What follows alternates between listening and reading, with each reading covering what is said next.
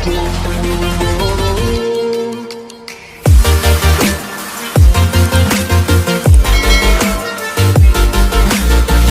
Everyone, so welcome back to Vijay sir's academy. तो guys आज के इस वीडियो में हम देखने वाले अपने एचएससी के ओसीएम का चैप्टर नंबर 7 जिसका नाम है कंज्यूमर प्रोटेक्शन। तो गाइज 6 चैप्टर तक हम लोग ने लास्ट लेक्चर में कर लिया था, जिसके अंदर हम लोग ने काफ़ी इंपॉर्टेंट टॉपिक्स को कवर किया था। तो ये पर्टिकुलर वीडियो में हम स्टार्ट करेंगे इंट्रोडक्शन पार्ट से। पहले देख लेते हैं कंज्यूमर प्रोटेक्शन का मतलब होता क्या है। कंज्यूमर कौन है?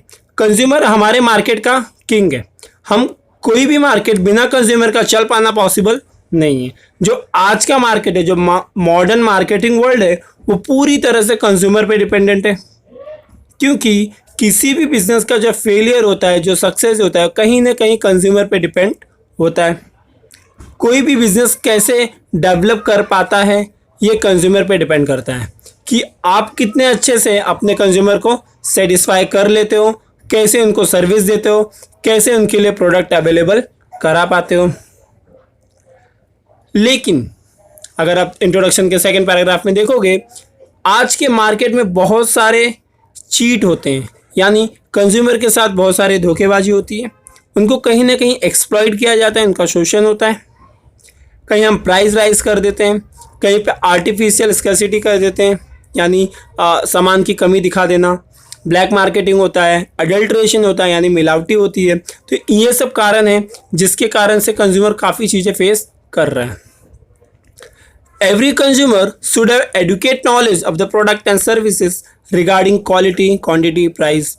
हर एक कंज्यूमर का ये हक है कि उन्हें प्रोडक्ट का क्वालिटी पता हो, उसकी क्वांटिटी पता हो, उसका प्राइस पता हो, वो किस स्टैंडर्ड का प्रोडक्ट हो, ये चीज़ें पता होनी चाहिए। देख लेते हैं मीनिंग जो आपको लिखना होगा पेपर में अगर क्वेश्चन पूछा गया। तो ये आपका जो पैराग्राफ है काफ़ी इंपॉर्टेंट रहेगा, क्योंकि आप हर एक आंसर के पहले कोई ना कोई मीनिंग लिखोगे। कंज्यूमर क्या है? कंज्यूमर एक लैटिन वर्ड है, वहाँ से निकल के आया है। इसका मतलब होता है टू ईट और टू ड्रिंक, खाना या तो पीना। Consumer is a one who consumes and uses any commodity और services available for natural resource throughout the market. Consumer को ऐसा बंदा है जो अपने सर्विस को अपने कमोडिटी को या तो सर्विस को यूज़ करता है, वही तो अल्टीमेटली यूज़र हो जाता है।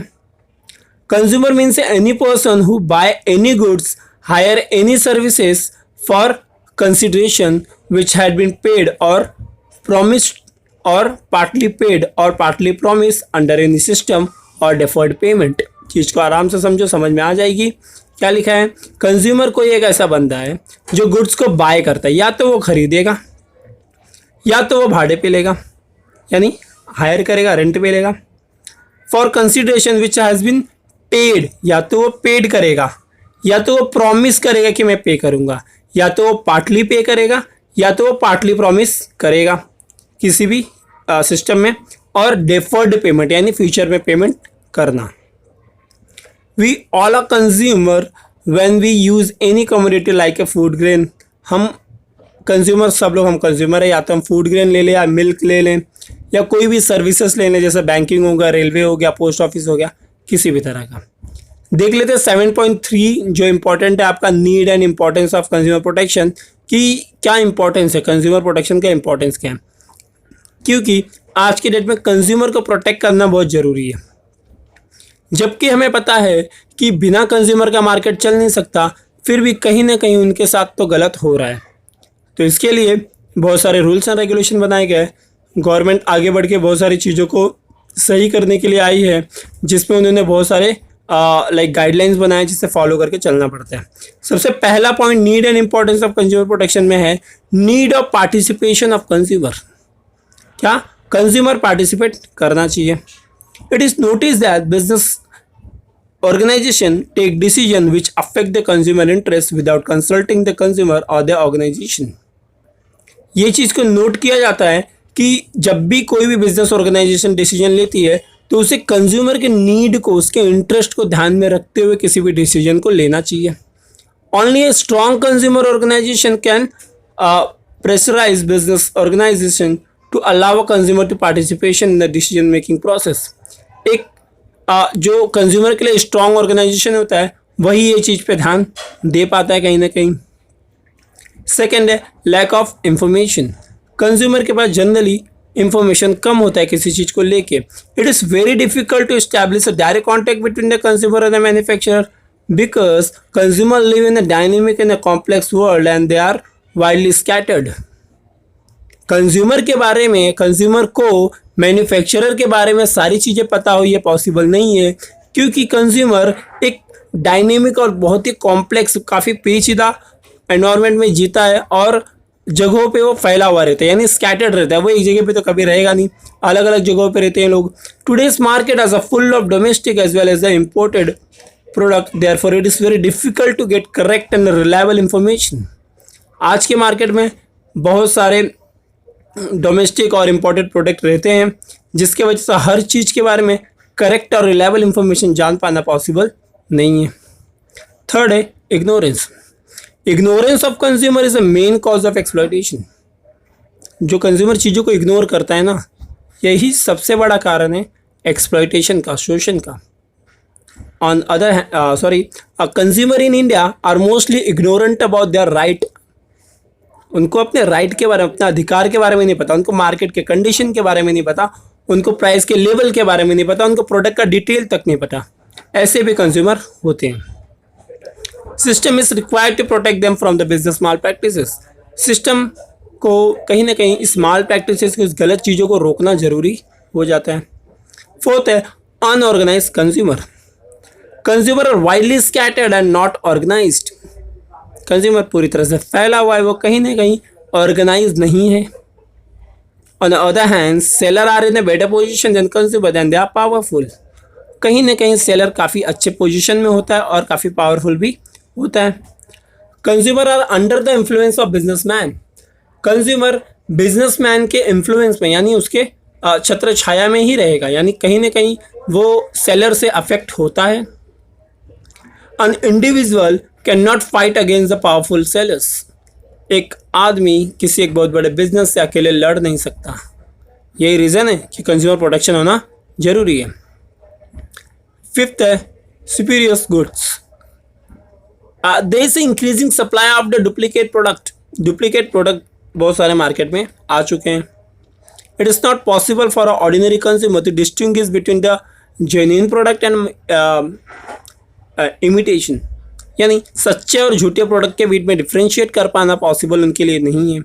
It is necessary to protect the consumer from such exploitation.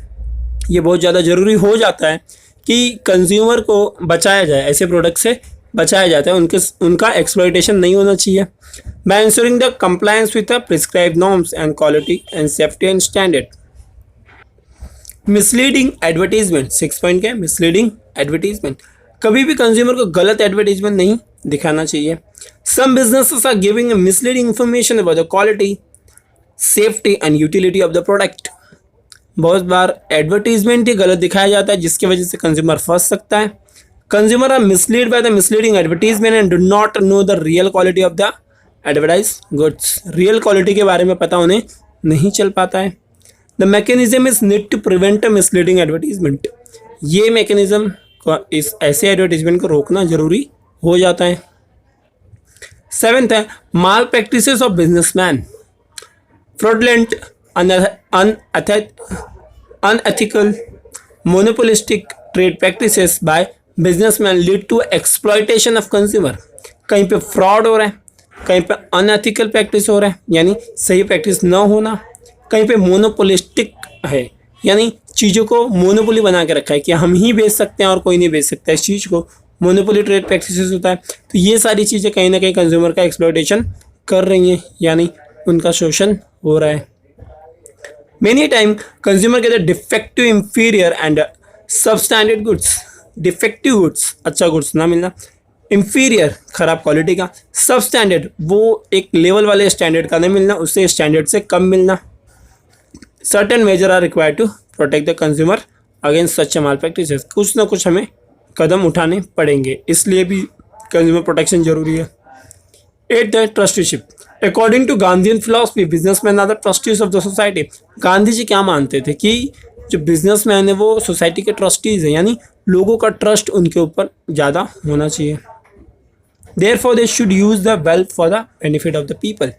यानी वो हमेशा अपने वेल्थ को लोगों की भलाई के लिए यूज़ करें, ऐसा वो चाहते थे। तो गैस ये था आपका फर्स्ट पार्ट जिसमें हमने 7.3 तक कवर कर लिया है। अगले पार्ट में हम काफ़ी इंपॉर्टेंट टॉपिक लाएंगे जिसका नाम है राइट्स ऑफ कंज्यूमर। तो अभी के इस वीडियो को यहीं तक रखते हैं। प्लीज़ वीडियो को ज़्यादा से ज़्यादा शेयर करना, चैनल को सब्सक्राइब जरूर कर लेना। तो मिलते हैं अगले लेक्चर में, तब तक के लिए bye bye, take care, be safe, be at home.